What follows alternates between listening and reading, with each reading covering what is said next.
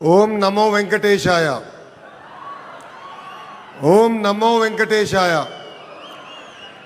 ఓం నమో వెంకటేశాయ. గౌరవ ముఖ్యమంత్రి శ్రీ నారా చంద్రబాబు నాయుడు గారికి, సినిమాలో పవర్ స్టార్, రాజకీయాల్లో జనసేనాని, ఎక్కడ తగ్గాలో తెలుసు, ఎక్కడ నెగ్గాలో కూడా తెలుసు. నాకు సొంత అన్న లేని లోటు తీర్చిన నా పవనన్నకి, బీజేపీ రాష్ట్ర అధ్యక్షులు మాధవ్ గారికి, Telugu Desam party, Bharatiya Janata party, Janasena party శాసనసభ్యులకు, ఎంపీలకు, కార్యకర్తలకు, ప్రజలందరికీ నా హృదయపూర్వక నమస్కారాలు. కలియుగ దైవ సాక్షిగా ప్రజాప్రభుత్వం 2 ఏళ్ల పాలన పూర్తి చేసుకుంటాం జరిగింది. ప్రజాప్రభుత్వ అధికారంలోకి వచ్చిన తర్వాత ప్రశాంతత వచ్చింది. ఇప్పుడే సహచరం మంత్రి అచ్చెన్నాయుడు గారు ఒక మాట అన్నారు. ప్రజాప్రభుత్వం వచ్చిన 2 ఏళ్లలోనే ప్రజలకి స్వాతంత్రం వచ్చిందని. మనందరం చూస్తున్నాం. జేసీబీలు లేవు, దాడులు లేవు, హత్యలు లేవు, అంతెందుకు బూతులు కూడా లేవు. ఈరోజు నాకు ఇప్పుడు కూడా బాగా గుర్తు, యువగలం పాదయాత్రలో ఇదే చంద్రగిరి గడ్డపై మీటింగ్ పెట్టా. ఆనాడే చెప్పా, వెంకటేశ్వర స్వామి జోలికి వెళ్ళొద్దు, మాడి మసైపోతామని ఆనాటి ముఖ్యమంత్రికి నేను హెచ్చరిక జారీ చేశా. కానీ నా మాట ఇన్లా, దేవుడితో పెట్టుకున్నారు. ఇప్పుడు వాళ్ళ పరిస్థితి ఏంటో ప్రజలందరూ ఒక్కసారి ఆలోచించాలి. విశ్వవిఖ్యాత నడ సార్వభౌమ స్వర్గశ్రీ నందమూరి తారక రామారావు గారికి సీమ అంటే చాలా ప్రేమ. ఆనాడు కరువు వస్తే జోలు పట్టుకుని సీమ ప్రజల్ని ఆదుకున్న వ్యక్తి ఎన్టీఆర్. అంతేకాదు, తెలుగు గంగా గాలేరు నగర్ని ప్రాజెక్ట్ని తయారు చేసింది ఎన్టీఆర్.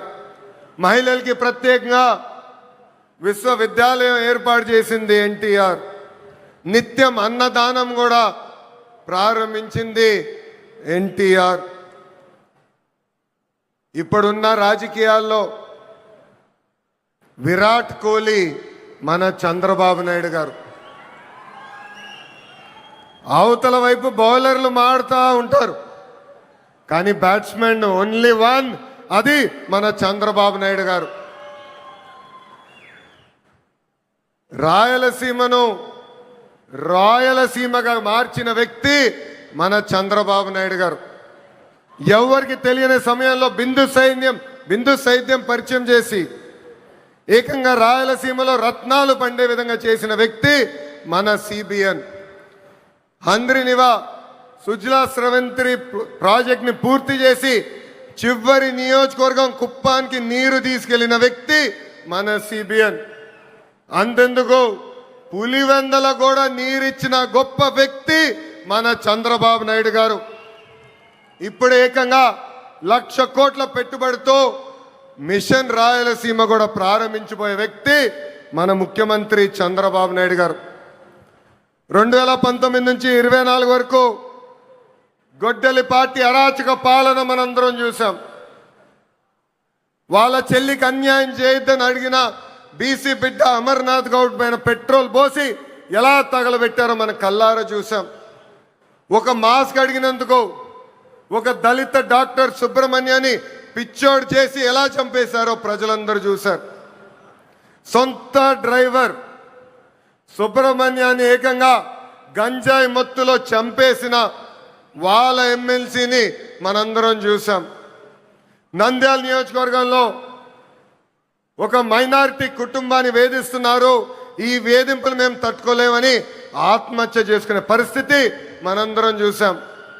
వైకాపా నాయకుల కూతురు కన్నా వాళ్ళ కూతురికి ఎక్కువ మార్కులు వస్తున్నాయని ఆ కుటుంబాన్ని వేధిస్తే, ఆ వేధింపులు నేను చూడలేను, తట్టుకోలేనని ఆత్మహత్య చేసుకున్న మిస్బాని మనందరం చూస్తాం కూడా జరిగింది. ఆనాడు అన్నారు, తెలుగుదేశం పార్టీ జెండా లేకుండా చేస్తామన్నారు. ప్రజలే ఈరోజు వాళ్ళ జెండా పీకేస్తాం జరిగింది. వై నాట్ 175 అని చెప్తే ఏకంగా టీమ్ 11 ప్రజలు వాళ్ళకి తీర్పిస్తాం కూడా జరిగింది. సిద్ధమంటే యుద్ధానికి రెడీ అని తీర్పిచ్చింది ఆంధ్ర రాష్ట్ర ప్రజలు. అసెంబ్లీలో అడుగుపెట్టనీయం అన్నారు.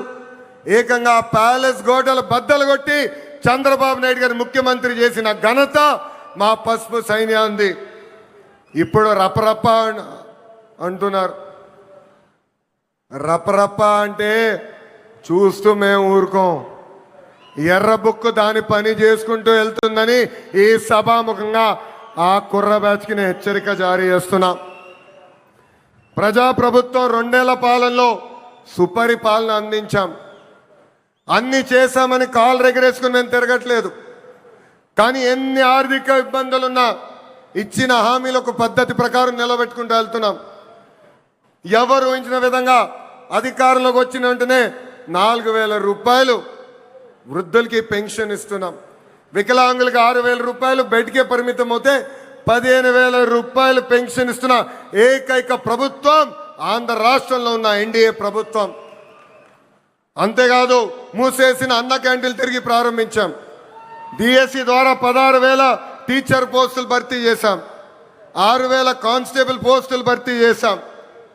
ఏకంగా మన జాబ్ క్యాలెండర్ విడుదల చేసి సంవత్సరం పూర్తయ్యే లోపల 10,000 ఉద్యోగాలు కూడా భర్తీ చేసే బాధ్యత ఎన్డీఏ ప్రభుత్వం తీసుకుంటుంది. ఏకంగా చేనేత సోదరులకి హ్యాండ్లూమ్ ఉంటే 200 యూనిట్ల కరెంట్ ఉచితంగా ఇస్తున్నాం. పవర్ లూమ్ ఉంటే 500 యూనిట్ల కరెంట్ ఉచితంగా ఇస్తున్నాం.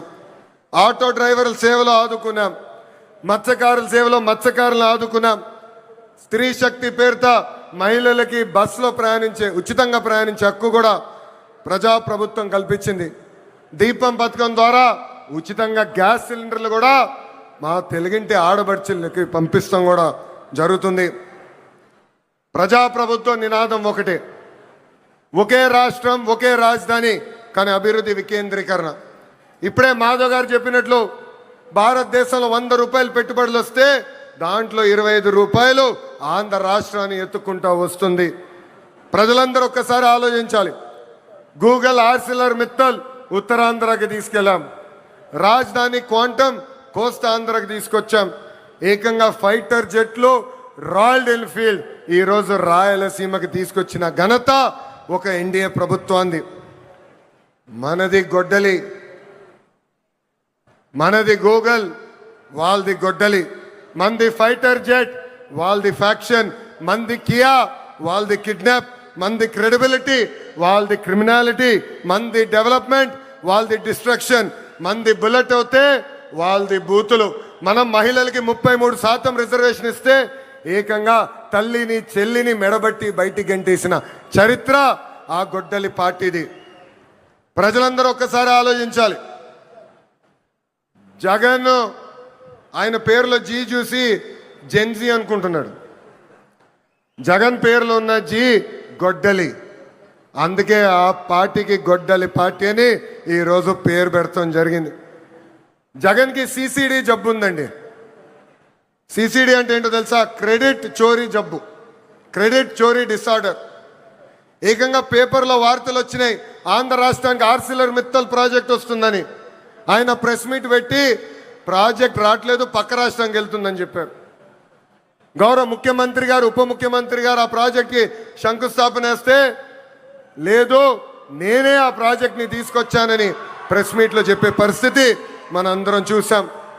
ఇంతేకాదు ప్రపంచం మొత్తం తిరిగి పెద్ద ఎత్తున గూగుల్ని మన రాష్ట్రానికి తీసుకొస్తే వాళ్ళు అడ్డుపడ్డారు, కోర్టులో కేసేశారు. కానీ ఇప్పుడు ప్రెస్ ముందరికి వచ్చి మా వల్లనే గూగుల్ ప్రాజెక్ట్ వచ్చిందని చెప్పుకునే పరిస్థితి. ఇంకా కొన్ని సంవత్సరాలు పోతే ఆగస్ట్ 15 నాడు భారతదేశానికి స్వాతంత్రం తీసుకొచ్చింది మా తాత అని చెప్పుకునే పరిస్థితికి సిసిడి జగన్ వస్తారు. జగన్ కొన్ని కంపెనీలు తీసుకొచ్చాడు. ఆ కంపెనీ పేర్లు మనందరం మర్చిపోయాం. ప్రజలందరూ ఒక్కసారి గుర్తు చేయాలనుకుంటున్నా. ఆ కంపెనీ పేర్లు Andhra gold, president medal, gold medal. అలాంటి కంపెనీలు తీసుకొచ్చిన చరిత్ర ఆ పార్టీది.